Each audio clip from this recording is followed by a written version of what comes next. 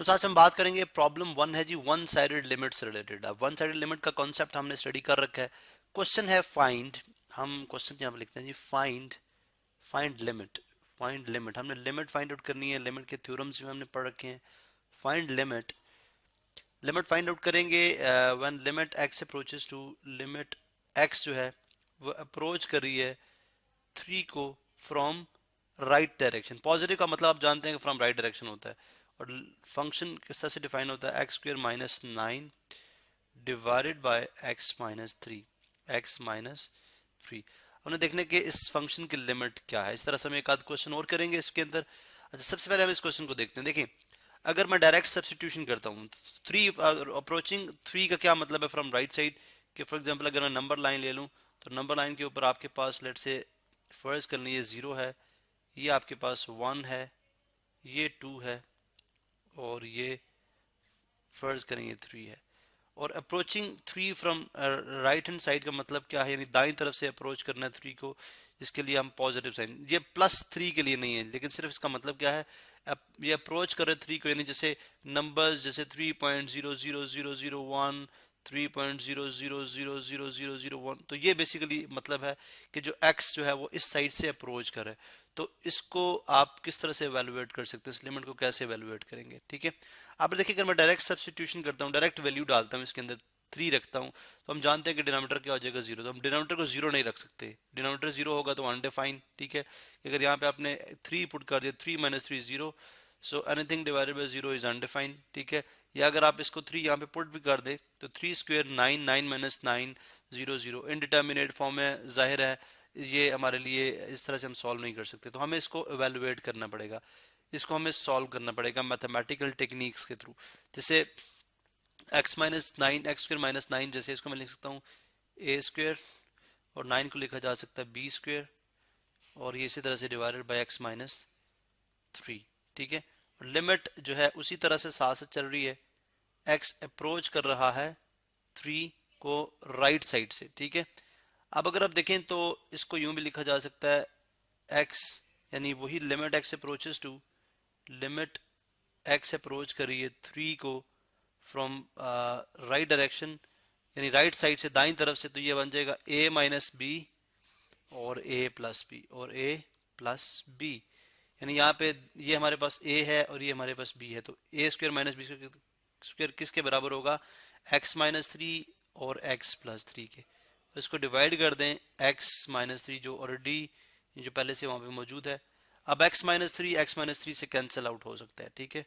x minus three से cancel out, तो ये बन जाएगा लिमिट x अप्रोच करिए 3 को फ्रॉम राइट साइड, तो x प्लस थ्री है, x प्लस थ्री है। इसका मतलब क्या हुआ कि लिमिट के रूल्स हमने पढ़ रखे हैं, लॉज हमने पढ़ रखे हैं। लिमिट अगर दो दो जो है वो फंक्शंस आपस में ऐड हो रहे होंगे तो हम अलग अलग लिमिट लेंगे।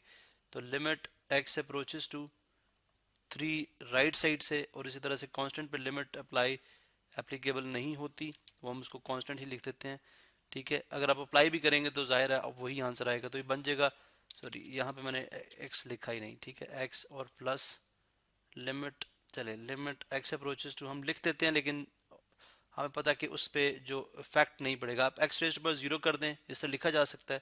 अगर आप x3 पुट करेंगे तो किस 3 की पावर 0 1 के इक्वल ही होती है, इसलिए ये एज इट इज़ रहेगा, ये एज इट इज़ रहेगा। इसलिए हम इसको इस तरह क्लोज कर देते हैं और +3।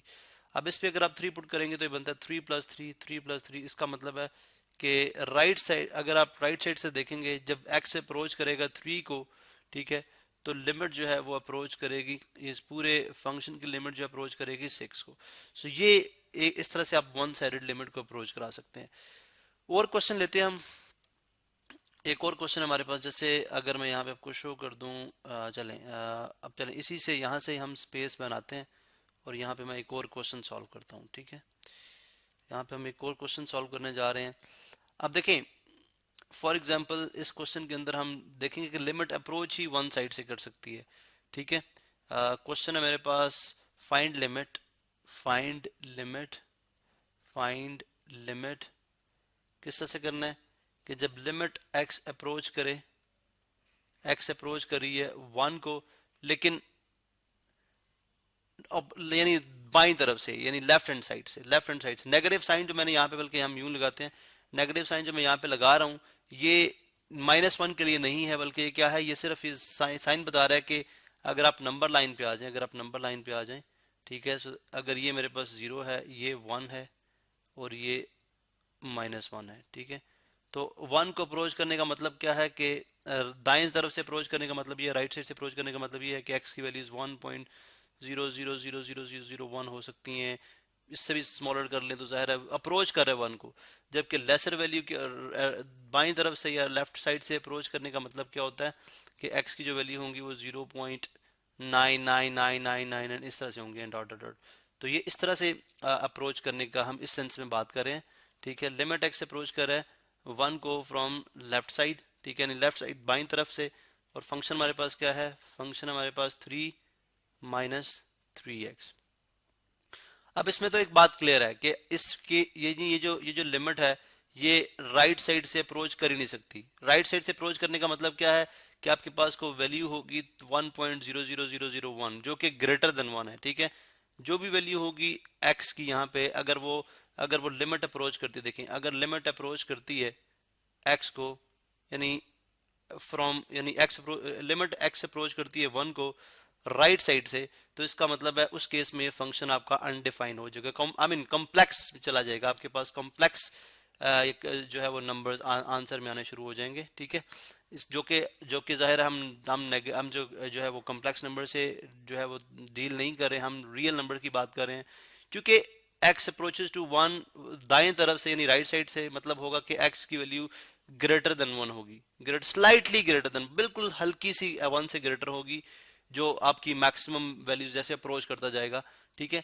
तो इस केस में देखें x की जो, जब आप x ग्रेटर देन 1 रखेंगे तो ये वाली टर्म जो होगी, ये वाली जो टर्म होगी वो 3 से बड़ी हो जाएगी। ये भी 3 से बड़ी होगी, तो 3 से बड़ी टर्म को आप 3 से जब सब्ट्रैक्ट करेंगे तो आपके पास आंसर नेगेटिव आएगा। तो नेगेटिव में स्क्वायर रूट एग्जिस्ट नहीं करता रियल नंबर्स के केस में, ठीक है। रियल नंबर के केस में ऐसा नहीं होता, इसलिए लिमिट x अप्रोच नहीं कर सकती इस केस के अंदर।